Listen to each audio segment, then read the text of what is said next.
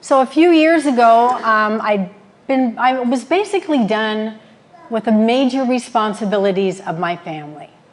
And so I said to God, God, do with me as you see fit. It wasn't an epiphany moment. I just wanted to make sure that as I went on, that I was on the right path. And about the same time, it was this kind of year, it was cold and dark outside. I went on YouTube for the very first time in my life. And this is who I found. Dr. Tal Ben-Shahar. And he was teaching the largest and most popular course in Harvard history at the time. And the course was called The Science of Happiness. And he was talking about self-help backed by scientific research. And he was talking about a field of psychology called positive psychology. And this is what positive psychology, what he said it was. I'll go ahead and read it. It was a scientific study of positive human functioning and flourishing on multiple levels. Biological, personal, on all components of society.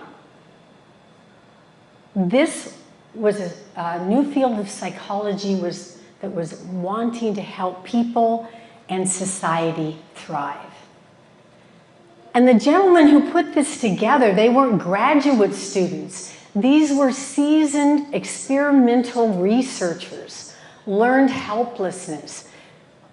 They were at the top of their career, and they decided to create a new psychology to help individuals, institutions, and societies flourish and thrive.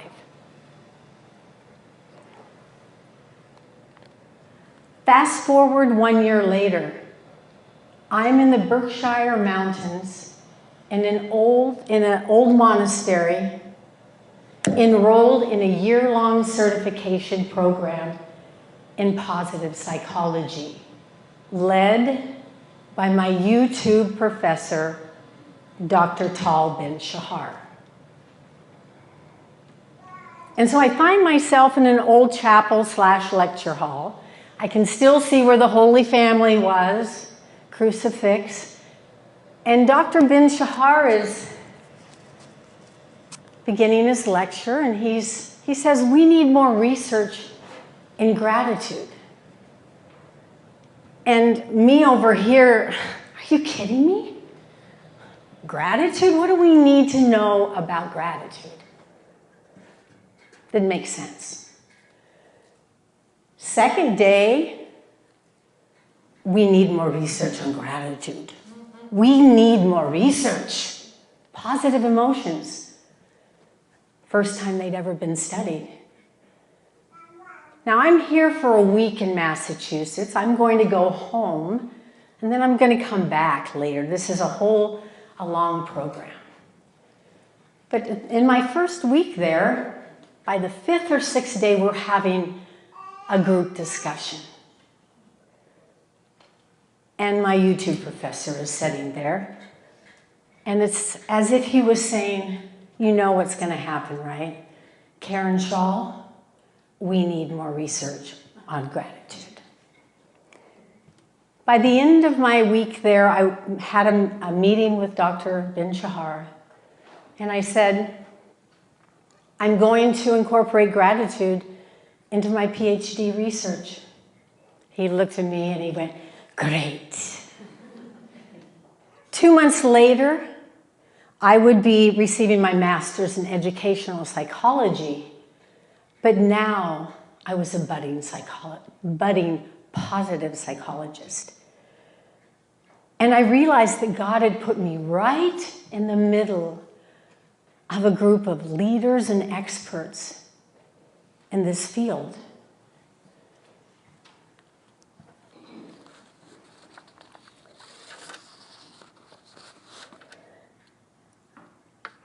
Everything was changing. I was learning new terms: well-being, flourishing, permission to be human.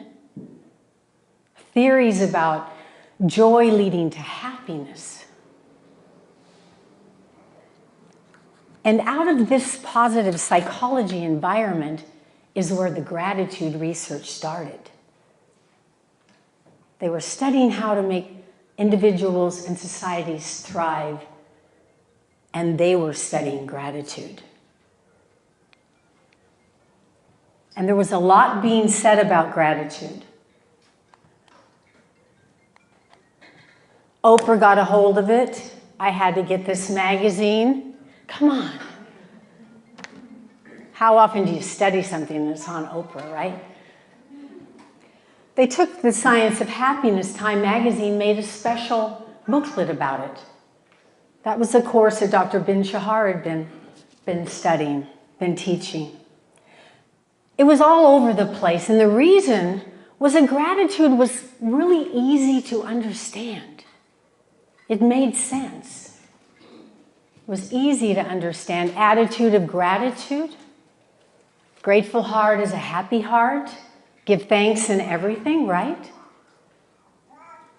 It was all over the place. We even had statistics. Let's see if I get this. That said if you keep a gratitude journal, you'll be happier than if you win the lottery. But behind all this media buzz, and really because of the media buzz, was the research. And that's what I was interested in.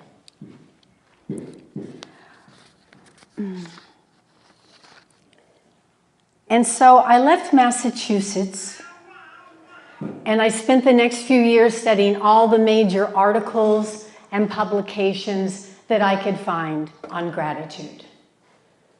For about 20 years worth of research. Positive psychology has been around for around 20 years. There was one study in the 1930s in Switzerland with gratitude in young children, but that was it. We're looking at really, really recent research.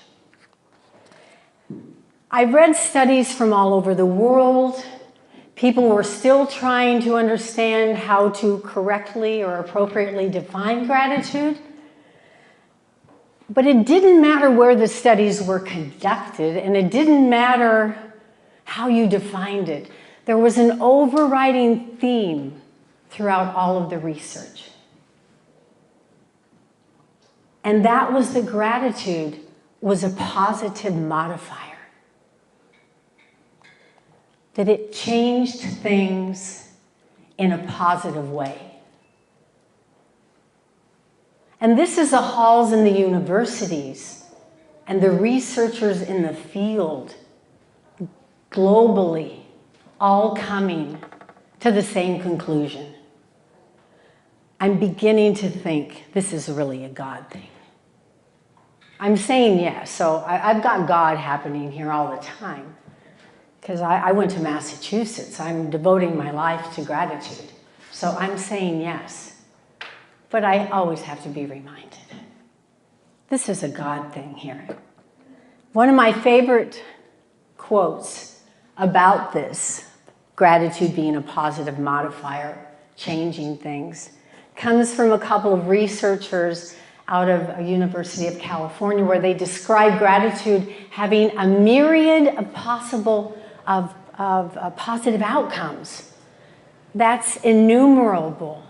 That's countless. That's beyond measure. And these are university professors, researchers, scientists. It was a big deal. Really, really starting to look like a God thing. But I'm over here, remember? I'm still over here. I'm as grateful as anyone else. God darn it. And so let's look at some of the results that we're getting out of all this research. Some of you may be able to see this or not. We're getting lots of results. We're getting an increased resilience, generosity, positive moods, pro-social behavior. And one thing, let's just look at the spiritual life. There's a theory, and the theory that I'm using in my research, I'm studying if I have children with a gratitude journal in their home, and they do that for 3 weeks, are we going to see improved classroom behavior? So that's my research. But if we look at the spiritual life, and we have improved spiritual life because we're more grateful, then that's going to affect other things in our life as well. And that's what gratitude does. If we have an improved spiritual life, if you look on the left, we're going to have most likely improved positive moods. We're going to be more generous, but more pro-social behavior. And that's what positive emotions do. They lead to other positive emotions. I found out something really interesting about positive emotions, which helped me because sometimes I bellyache too much. Positive emotions don't last as much as negative ones do. They just don't.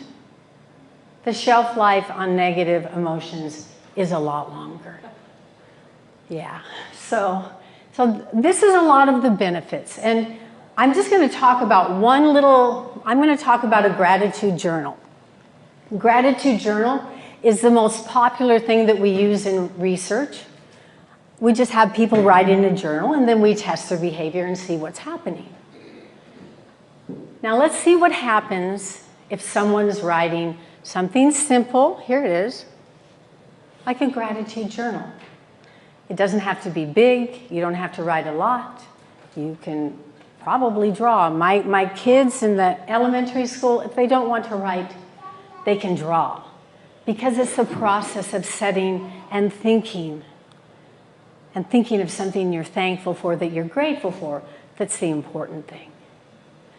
So we're writing journals now. We're going to have 16% fewer physical symptoms. What that means is all these little aches, little things, belly stuff, oh, my neck, all this kind of stuff. Not pain, but physical symptoms. 10% less physical pain. Is the gratitude journal looking any better yet? Wait till we get to the bottom. It's good. 19% more time spent exercising. I personally know that self-care increases when you practice gratitude. It just does. If I'm appreciating myself and the body that God gave me to house the Holy Spirit, things begin to change. I may make better choices about my diet, about exercising. 19% more time spent exercising. 8% more sleep. 25% increased sleep quality. And this. 30% lowered depressive symptoms. And this is just with a gratitude journal. This doesn't even record grace before meals, attending Mass, giving gifts, receiving gifts. Is everybody following me so far? Yeah? Okay. So I knew about all this. I really learned a lot. I've been doing this now for a few years, so I know a lot about the science of gratitude. But my next big question was, how do we put this into practice and get these results? I've said yes to God. I'm studying my gratitude. But the next big thing is, how do I put this into practice? Because if I can't do it, then how am I going to share it with anyone else, right? So I'm my little walking experiment here. But when I left Massachusetts after the first week, I wasn't familiar with all of this information. I just started. I wasn't familiar about all the benefits of gratitude. And I also didn't know that I was going to be leaving with the two most important pieces of information that I would ever need in my practice of gratitude. And I didn't know also that even after a year of study with one of the leading experts on happiness in the world, and after getting my certification in positive psychology, I would still come to the same conclusion, that these two pieces of information were the most important things I had learned. Any guesses on what they were? Let's see, here we go. Paying attention and incremental change.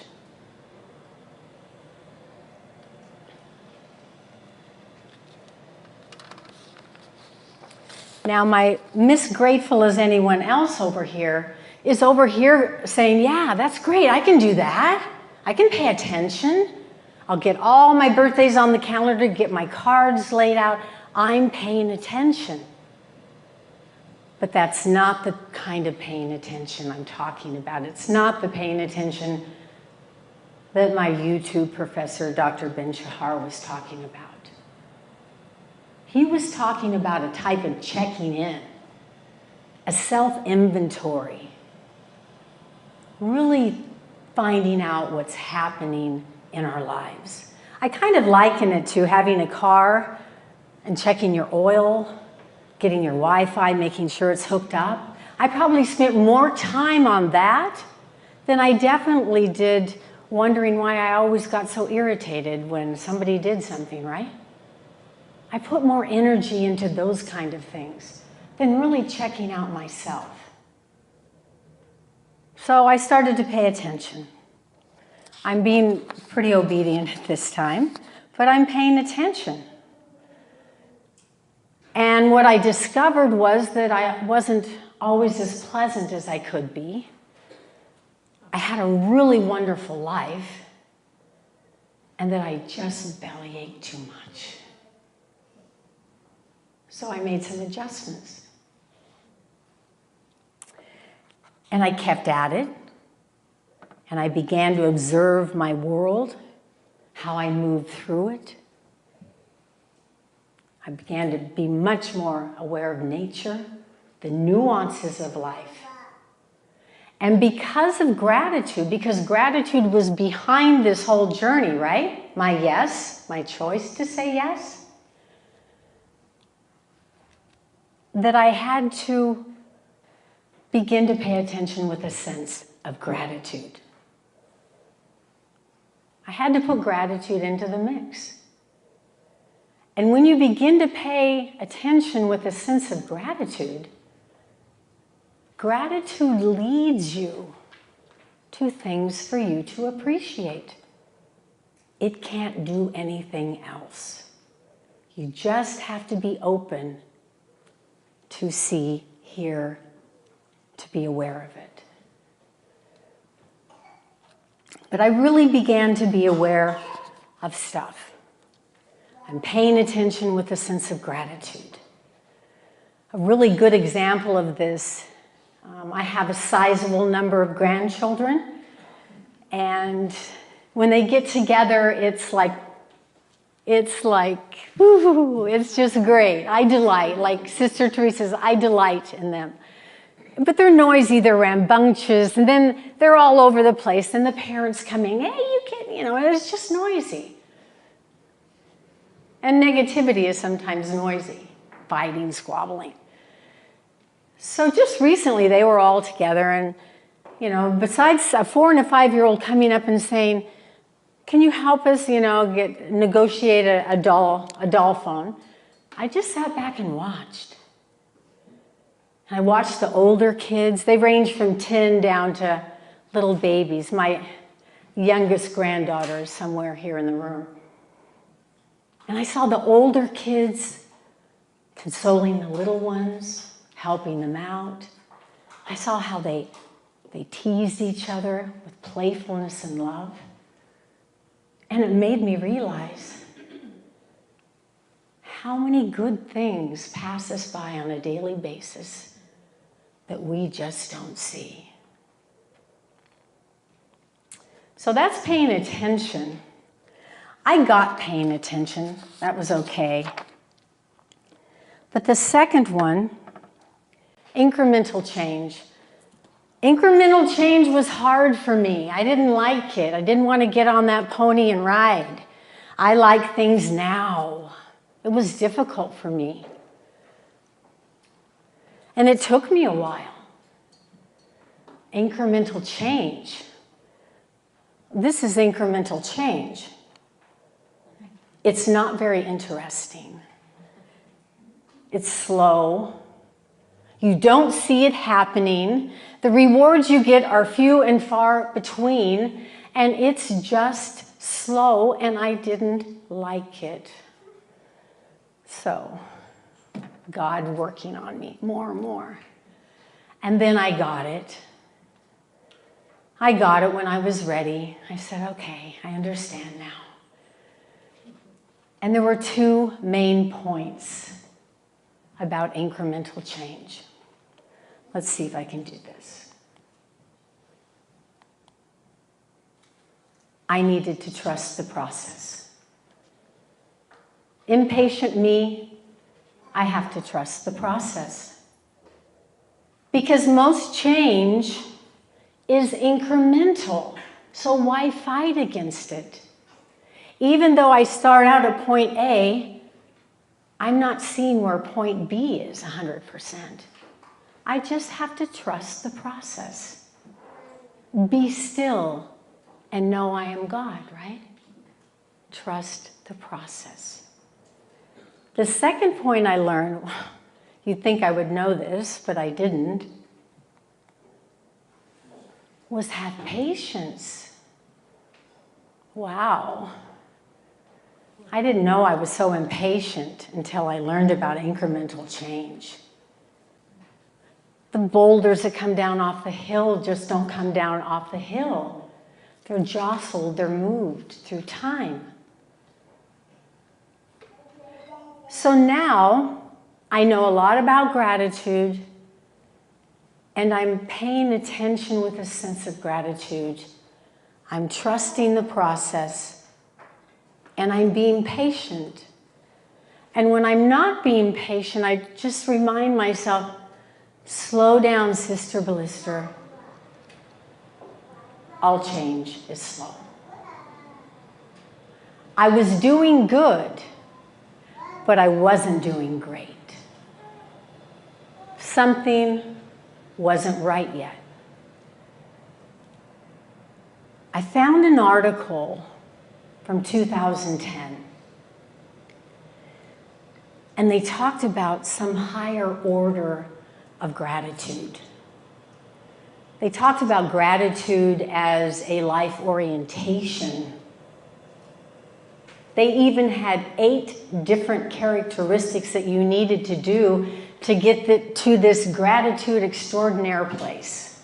That's what it seemed like to me. And this is how they defined a life orientation, gratitude as a life orientation. A habitual focusing on and appreciating the positive aspects of life. Habitual. And this was it.